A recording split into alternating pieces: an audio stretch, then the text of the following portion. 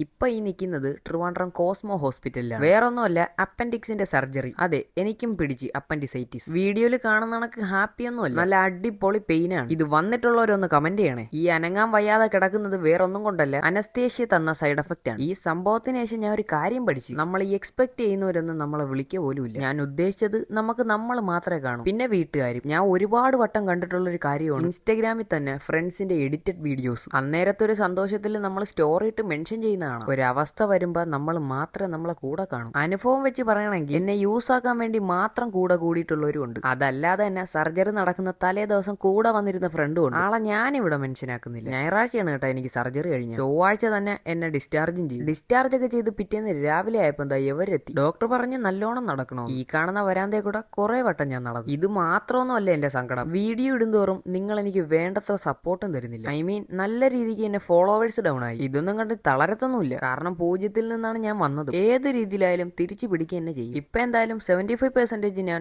ഓക്കെയാണ്. അപ്പോൾ next video ആയിട്ട് അടുത്ത് തന്നെ കാണാം. ഫോളോ ചെയ്യാൻ മറക്കണ്ട.